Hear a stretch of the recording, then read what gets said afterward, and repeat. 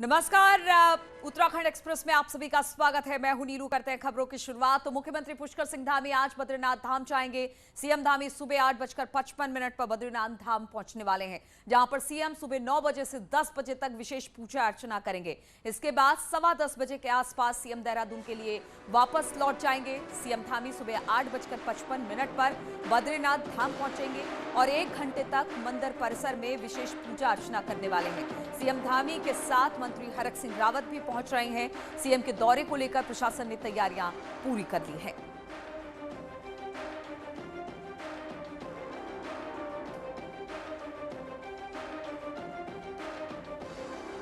तो सीएम आज केदारनाथ के दौरे पर रहने वाले हैं। 8:55 पर केदारनाथ मंदिर पहुंचने वाले हैं और यहां पर करीब 1 घंटा पूजा अर्चना करेंगे सीएम धामी। और बताया ये जा रहा है कि उनका ये दौरा विशेष इसलिए है क्योंकि प्रधानमंत्री मोदी 5 नवंबर को यहां पर पहुंचने वाले हैं। उससे पहले पूजा अर्चना के साथ साथ किस तरह की तैयारी है, उस तैयारी पर भी सीएम की नजर होगी। तो आज का ये दौरा बेहद अहम माना जा रहा है सीएम धामी का।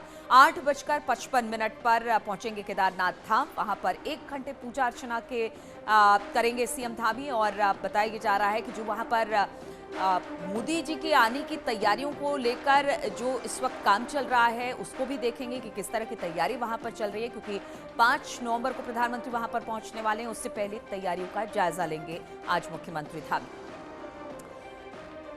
बातचीत करने के लिए दीपांकर भट्ट इस वक्त हमारे साथ जुड़ गए हैं। दीपांकर, कितने बजे तक सीएम पहुंचने वाले हैं केदारनाथ, और क्या प्रधानमंत्री के दौरे से पहले हम ये माने कि वहां पर किस तरह की तैयारी हो रही है, इसको लेकर खास तौर पर आज मुख्यमंत्री वहां पर पहुंच रहे हैं क्योंकि पूजा पाठ तो हो गई, साथ ही क्या तैयारियों का जायजा भी लेंगे क्या प्रधानमंत्री के आने को लेकर?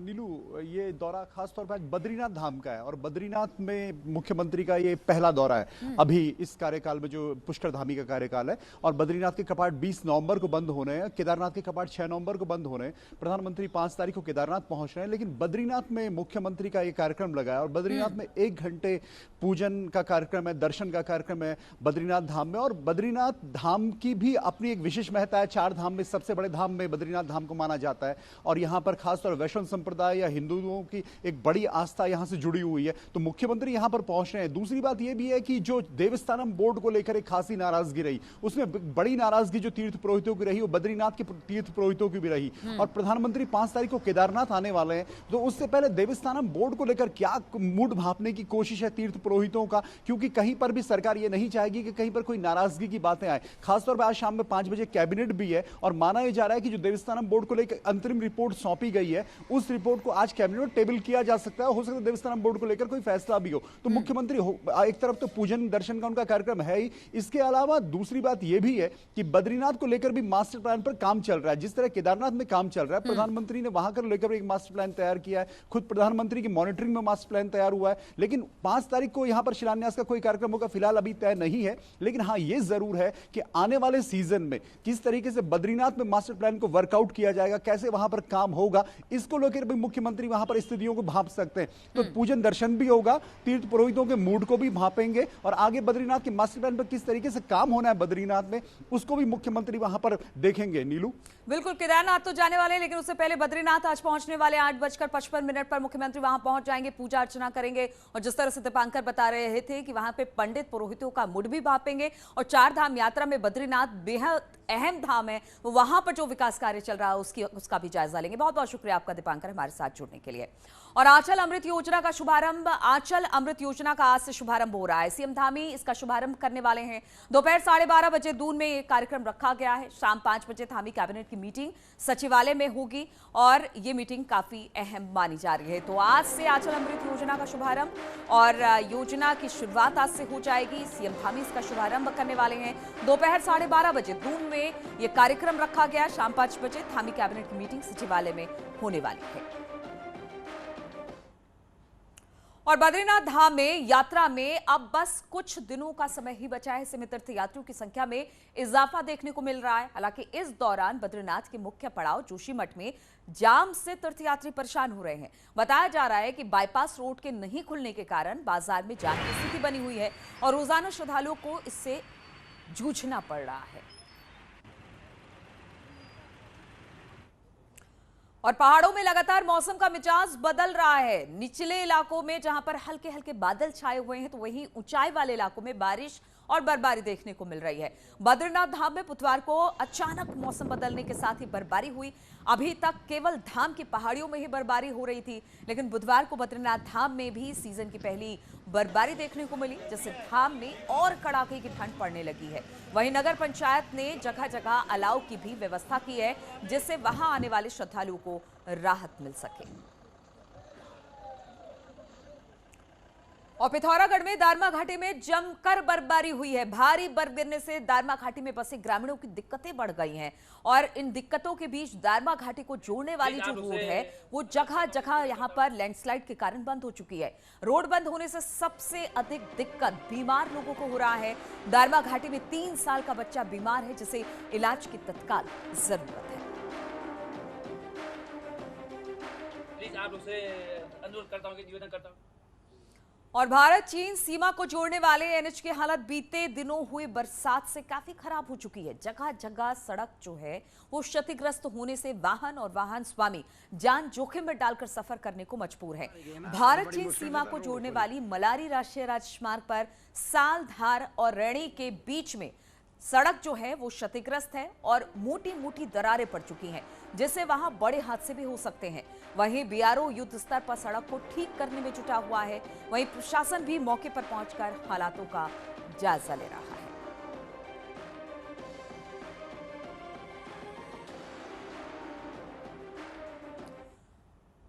और रामनगर की बात करें तो यहां पर पटरानी गांव में जंगल से एक हाथी घुस आया। वहीं पर खेतों की ओर हाथी को आता देख ग्रामीणों ने अपनी जान जोखिम में डालकर इस हाथी को बमुश्किल गांव से बाहर किया।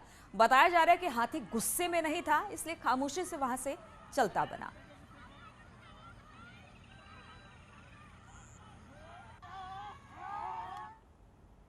और चमोली के थराली इलाके में बमुटिया गांव में वन विभाग की जमीन पर अतिक्रमण कर अवैध रूप से भांग उगाने का काम किया जा रहा है, जिसकी सूचना मिलने के बाद अब पुलिस ने वन विभाग और आबकारी विभाग के साथ मिलकर इसे नष्ट कर दिया। तस्वीरों में आप देख सकते हैं कि किस तरह से यहां भारी मात्रा में भांग की खेती की गई थी, जिसे पुलिस की टीम ने मौके पर पहुंचकर नष्ट किया।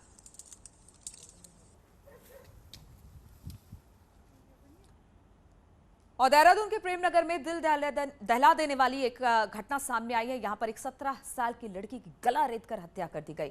वहीं सूचना पर पुलिस और फॉरेंसिक की टीम मौके पर पहुंची। मामला प्रेम प्रसंग से जुड़ा बताया जा रहा है। मृतक लड़की और आरोपी दोनों ही नाबालिग बताए जा रहे हैं। हत्या के कारणों का फिलहाल पता नहीं चल सका है। हत्या के बाद आरोपी ने शव को टी स्टेट में ही फेंक दिया। बताया जा रहा है कि हत्या के बाद आरोपी देहरादून जिला कोर्ट पहुंच गया, जहां उसने अपना गुनाह कबूल कर लिया। हमें सूचना मिली थी, मौके पे आए हैं, तो मौके पे एक लड़की है, उसकी डेड बॉडी मिली है हमें, जिसका कि गला रेता हुआ है। बाकी एफएसएल की टीम बुला ली गई है और मौके पे कार्रवाई की जा रही है। इसमें कुछ हमें अहम सुराग भी मिले हैं और लगभग आइडेंटिफिकेशन भी हो चुका है और जल्दी इसमें गिरफ्तारी भी कर ली जाएगी। और उत्तराखंड हाई कोर्ट ने नैनीताल के बलिया नाले में भू कटाव को लेकर सवाल पूछे। कोर्ट ने पूछा कि बलिया नाले को लेकर सरकार ने 2018 से अब तक क्या किया। वहीं इसकी रिपोर्ट 16 नवंबर तक कोर्ट में पेश करने का आदेश दिया गया है। कोर्ट ने बलिया नाले से खतरे को गंभीर बताया है। हम आपको बता दें कि पिछले कई सालों में बलिया नाले में कटाव जारी है, जिसकी वजह से मकानों पर खतरा मंडरा रहा है।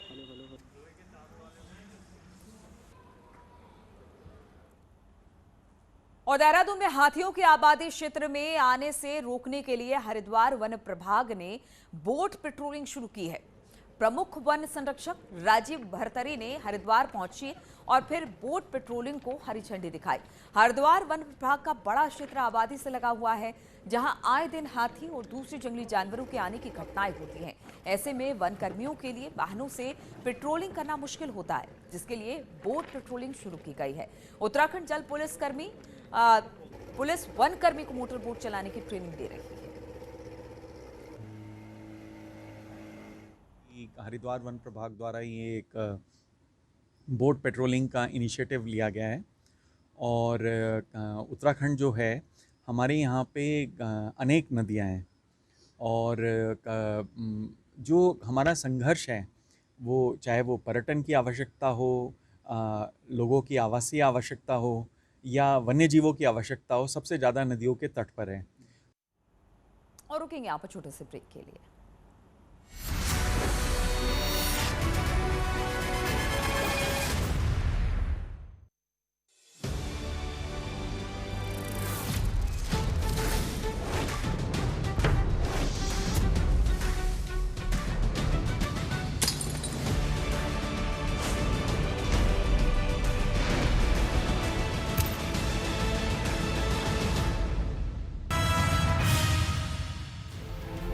न्यूज 18 उत्तर प्रदेश उत्तराखंड अपने नए अंदाज में दर्शकों को खबर दिखाने के लिए तैयार है और इस नई शुरुआत के लिए तमाम हस्तियों ने शुभकामनाएं दी। न्यूज 18 पहले से ही बहुत अच्छा काम कर रहा है। हर जगह पर जितनी भी हमारी समसामयिक घटनाएं होती हैं, दूरस्थ क्षेत्रों की समाचार होते हैं, समाचारों को लगातार जनता के बीच में लाकर, सरकार के पास लाकर, आम जनता के, सामान्य जनता की जो समस्याएं हैं उनको लाने का हमेशा काम करता है। उसका रीलॉन्च हो रहा है और इस रीलॉन्च के अवसर पर मैं अपनी तरफ से बहुत शुभकामनाएं देता हूं कि जिस गति से काम कर रहा था और तेज गति से काम करेगा। देखिए, ये चैनल घर घर का चैनल बनता जा रहा है और मैं बहुत शुभकामनाएं देता हूँ। देखिए, मुझे पता चला कि न्यूज 18 यूपी उत्तराखंड रीलॉन्च पे आ रहा है, नए फ्लेवर में आ रहा है।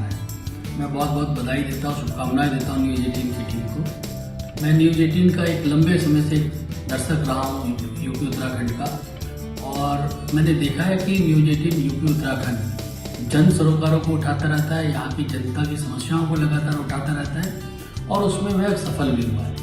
नए रंग रूप में न्यूज 18 आ रहा है। हमें लगता है कि आप सब लोग मिलकर, जो न्यूज 18 की टीम है, मिलकर चैनल को और वाइब्रेंट बनाएंगे। मैं समझता हूँ कि आप जो है फिर से जो आपने पूर्व में किया था उसी को आगे बढ़ाते हुए प्रदेश के हित में आपका चैनल जो है तमाम चीज़ों को जो है आम जन के सम्मुख रखने का काम करेगा, ऐसा मेरा विश्वास है, मेरा भरोसा है। मैं पुनः आपको बहुत बहुत बधाई और शुभकामनाएं देता हूँ। पहले भी इस चैनल ने बुलंदियां छुई हैं और मैं शुभकामनाएं देता हूं कि इस नए कलेवर के साथ आप लोग नई बुलंदियां छुएं और इसका अंततोगत्वा फ़ायदा हमारे प्रदेश को हो। सरकारों की सच्चाइयाँ, सरकारों की हकीकत सच्चाई के साथ लोगों के बीच आएँ।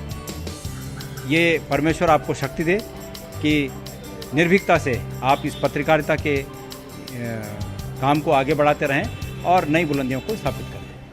न्यूज 18 उत्तर प्रदेश उत्तराखंड की रिलॉन्चिंग के साथ ही शुभकामनाओं का सिलसिला भी शुरू हो गया है। न्यूज 18 जो लगातार जब से टेलीविज़न की स्क्रीन पर हम लोग देख रहे हैं, जनता से जुड़े हुए मुद्दे, गरीबों से जुड़े हुए मुद्दे, किसानों से जुड़े हुए मुद्दे या समाज के हर वर्ग, यानी उत्तर प्रदेश की दृष्टि से अगर मैं कहूँ तो यहाँ के 24 करोड़ और देश की दृष्टि से कहूँ तो 130 करोड़ लोगों के बीच में आप अलग अलग भाषाओं में अपने स्थान बना करके रखे हैं और जो नए स्वरूप में न्यूज़ 18 को लाने का प्रयास हो रहा है, मैं इसके लिए हार्दिक शुभकामना देता हूँ। न्यूज़ 18 को मैं बधाई देता हूँ कि नए रूप में जो नया चैनल शुरू कर रहे हैं और नया जो चैनल होगा वो खबरों के साथ और सच्चाई के साथ खबरें जनता तक पहुँचाएगा। मैं शुभकामनाएं देता हूँ। न्यूज़ 18 जो देश का एक सशक्त टेलीविज़न समाचार चैनल है और समाचार का सशक्त माध्यम है, वह यूपी उत्तराखंड के चैनल की नए सिरे से रीलॉन्चिंग करने जा रहा है। उसके रीलॉन्चिंग पर मेरी बहुत बहुत शुभकामनाएं हैं। ये न्यूज़ चैनल निष्पक्षता का भाव रखते हुए एक जनता की आवाज़ के रूप में अपने समाचार संकलन और स्पष्टवादिता के लिए लोगों तक पहुंचे, यही मेरी शुभकामनाएं हैं, यही मेरी बधाई है। न्यूज़ 18 उत्तर प्रदेश एवं उत्तराखंड की रिलॉन्चिंग पर बहुत बहुत बधाई, बहुत शुभकामनाएं। ये चैनल हमेशा जनता की आवाज़ उठाता रहा है और मुझे विश्वास है कि हमेशा एक जनता की जो सच्ची आवाज़ है, जो एक पत्रकारिता की सही आवाज़ है, उसे उठाने का काम हमेशा न्यूज़ 18 करता रहेगा। मेरी तरफ से ढेरों शुभकामनाएं। हमारी शुभकामना है कि आपका चैनल पहले की तरह उत्तर प्रदेश और उत्तरांचल में आम जनता के बीच राष्ट्रवाद, और जनहित का वातावरण बनाने में सफल होगा। राजधानी लखनऊ की हर हलचल सबसे पहले अपने दर्शकों तक पहुंचाने के लिए न्यूज 18 उत्तर प्रदेश उत्तराखंड की पूरी टीम पूरे उत्साह और लगन के साथ काम करती है।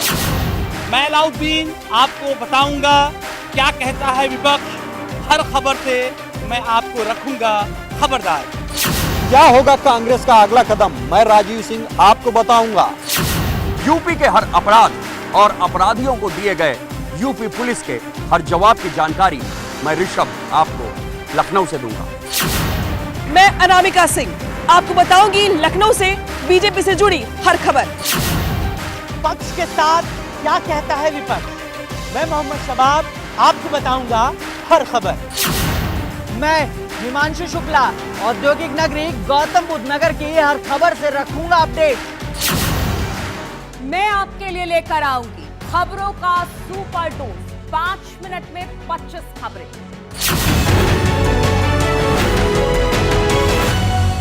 खबरें पूर्वांचल से हो या पश्चिमांचल से, अवध से हो या फिर बुंदेलखंड से, देखिए मेरे साथ यूपी 9 बजे।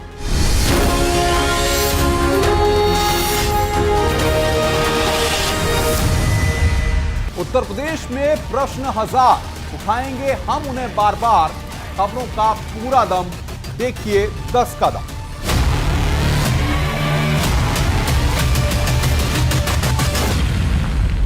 सत्ता के लिए छिड़ा संग्राम, सियासी गलियारों का तूफान, पहाड़ का हर सरोकार।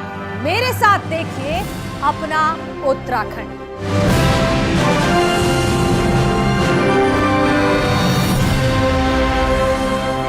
रफ्तार के साथ हर खबर, यूपी यूके एक्सप्रेस 100।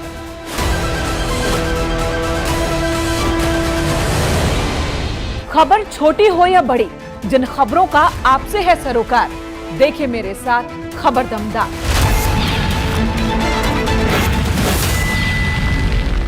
बात सियासत की हो,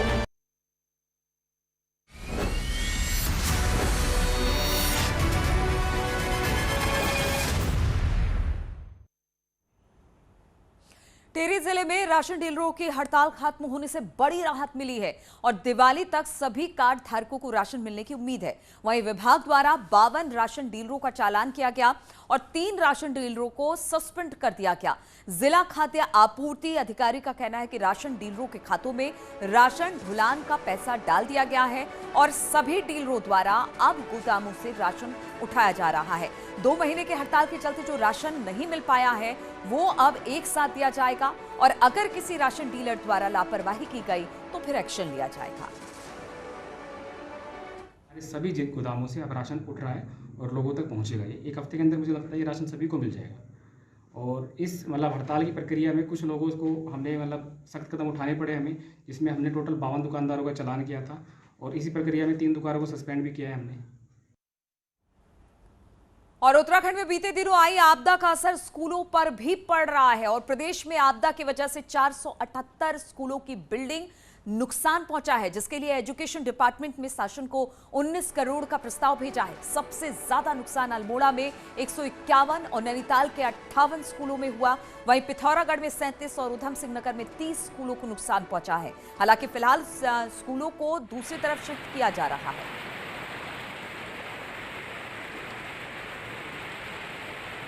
इस बार जो आपदा आई है 2 दिन की बारिश ने तो जो है हमारे स्कूलों पे काफ़ी नुकसान किया है हमारे स्कूलों में। तो इस बार हमारे पास अभी तक, क्योंकि धीरे धीरे हमारे पास रिपोर्ट आ रही है, तो 478 स्कूलों का प्रस्ताव हमारे पास आया है जो इस आपदा से, जो 2 दिन की आपदा से जो है प्रभावित हुआ है। हमने अभी 19 करोड़ का इस प्रस्ताव जो है गवर्नमेंट को भेजा है। और बीते दिनों आई आसमानी आफत में कई पुल तबाह हो गए। लोहाघाट विधानसभा के खरई आश्रम सहित 10 से ज्यादा गांवों को जाने वाला पुल भी आपदा में क्षतिग्रस्त हो गया। वहीं भिंगराड़ा, बिरकुल, रीठा साहिब को जोड़ने वाली सड़कों को भी नुकसान पहुंचा है। पुल और सड़कों के क्षतिग्रस्त होने से कई इलाकों का संपर्क कट गया है। तो इन तमाम खबरों के साथ इस बुलेटिन में फिलहाल इतना ही। रुकेंगे छोटे से ब्रेक के लिए, लेकिन ब्रेक के बाद भी लगातार खबरों का सिलसिला यहां जारी है।